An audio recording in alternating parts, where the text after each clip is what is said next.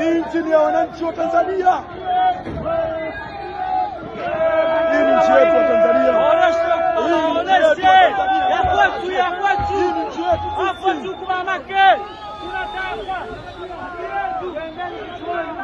The protests in Tanzania are spiraling fast, all thanks to one statement that has come back to haunt its author. Mkurugenzi wa kituo cha uwekezaji Tanzania anahojiwa kwenye TV akasema mwezi Mei na Juni tumepokea wawekezaji kiasi ambacho hatujawahi kupokea, wengi mno, na thamani ya miradi iliyokuja ni hii. In that now infamous clip, President Samia Suluhu Hassan stood before a cheering crowd in Dar es Salaam, smiling as she mocked Kenya's anti-government demonstrations. Lakini ukitizama sababu ni nini? Sababu ni kwamba kwa jirani kuna waka moto, na mwekezaji hakai kuna kuwaka moto, wanakimbia wanakuja zao kwenye amani na utulivu. Ni waombe tutunze amani na utulivu tulionao. Tunapotofautiana tuambiane, hakuna kisichosemezeka. Tuambiane, suluhu ipatikane, sio suluhu mie, suluhu yenyewe. Suluhu ipatikane ili tukae vizuri, mambo yaendelee.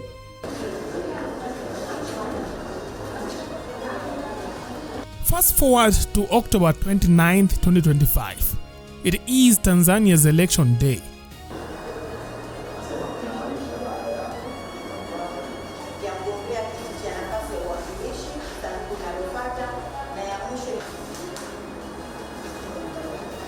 And the cool house that once hosted investors is now ablaze.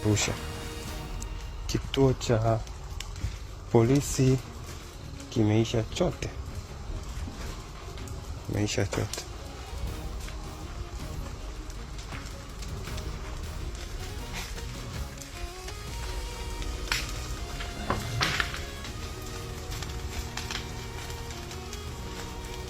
Soldiers guard the streets of Dar es Salaam, the internet is throttled, and protesters chant, "We want our country back."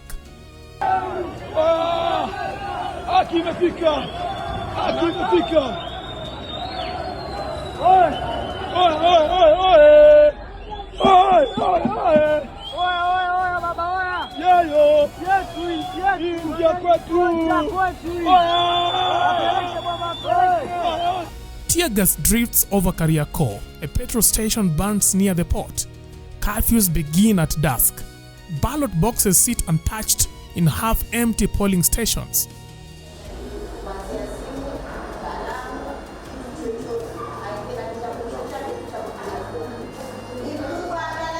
Beyond imposing curfew orders, the government has now urged public servants to stay home. An urgent directive issued this evening by the Permanent Secretary of the Ministry of Information, Gerson Msigwa, who instructs all civil workers to work remotely starting tomorrow.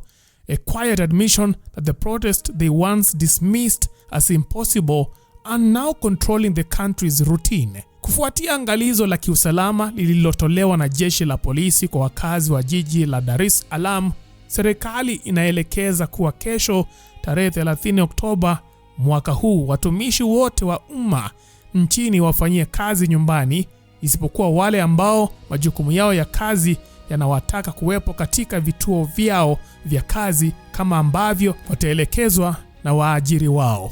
Aidha, waajiri katika sekta binafsi wanashauriwa kuzingatia tahadhari hiyo na kuwaruhusu watumishi wao nao kufanyia kazi nyumbani. Vilevile, wananchi wasio na ulazima wa kutoka kwenye makazi yao nao wanashauriwa kufanya shughuli zao nyumbani. Gerson said. Nataka niwaambie, maandamano yatakayokuwepo ni ya watu kwenda vituoni kupiga kura. Hakuna maandamano mengine yatakuweko hapa. Hakuna tishio la kiusalama litakalo kuwepo.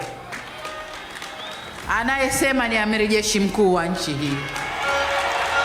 Niwaombe ndugu zangu, twendeni mkapige kura. twendeni mkapige kura. President Samia Suluhu is cruising towards another term, but the victory feels hollow, less an election. More coronation under smoke. Her once vaunted stability is cracking under the weight of repression. Opposition leader Tundu Lissu sits behind bars on treason charges. Thousands of rivals have been disqualified before the first vote is counted. Youths that were once derided as Kenya's restless imitators now march through Dar es Salaam, stone for stone, hashtag for hashtag. Baluti!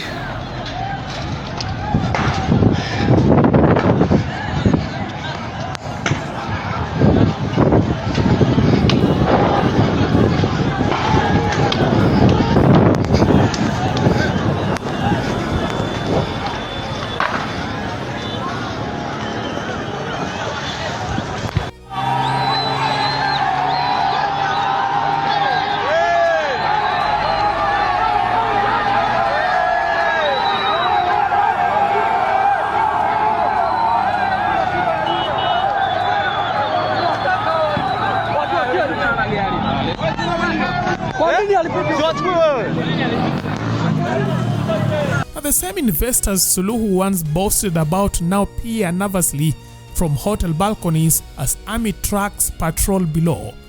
Mining projects have stalled, port activities has slowed, and the US Embassy has advised citizens to shelter in place.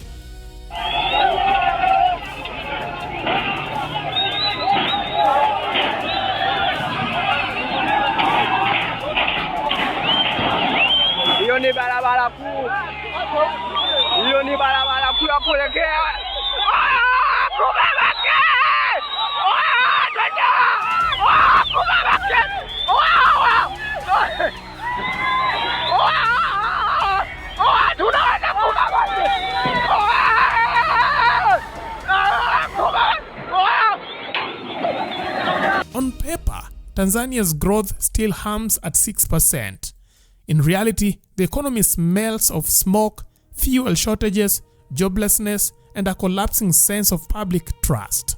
Chukua nchi ya Kenya, chukua nchi ya Uganda, chukua Rwanda, chukua Burundi. Nchi zote hizo nne zijumlishe, hazifikii ukubwa wa nchi ya Tanzania.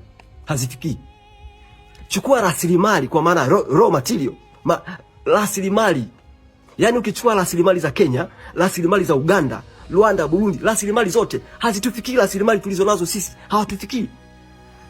Jambo la kushangaza, eti Kenya ni tajiri mara mbili. Yani GDP ya Kenya ni mara mbili ya utajiri wetu sisi. Yani Kenya na GDP ya dola za Kimarekani bilioni 135, bilioni 140, sisi tuna dola za Kimarekani bilioni 85. Hivyo inakuingilia akilini. Na ndio maana Wakenya wanatudharau sisi. Wakenya wanatuona si mafala na sisi ni mafala kweli. Ndio maana mimi nakwambia kesho lazima tuingie barabarani. Authorities had been warned. Youth movements had circulated plans to storm the streets on elections week, angered by mass disqualification and economic despair. The police dismissed them, banning all demonstrations and threatening arrests. Fikiria kuandamana kwa siku ya kesho,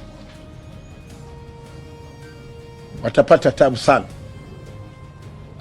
Nasema watapata tabu sana. Kipigo chake kitakuwa ni cha mbwa koko.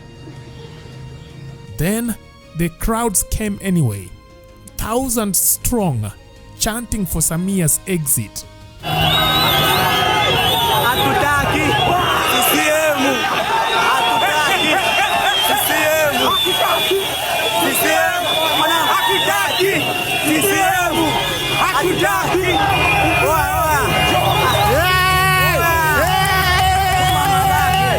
In 2023, Suluhu's metaphor drew laughter. However, in 2025, it draws grim nods. The neighbor's house she mocked is now her own, ablaze from basement to rooftop. Now Kenya, once the punchline, now watches as its southern neighbor learns the same hard lesson.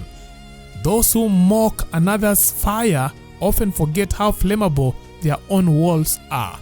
At this time, the proverb cuts both ways. Kwa jirani kunawaka moto. Only now the neighbor is Tanzania.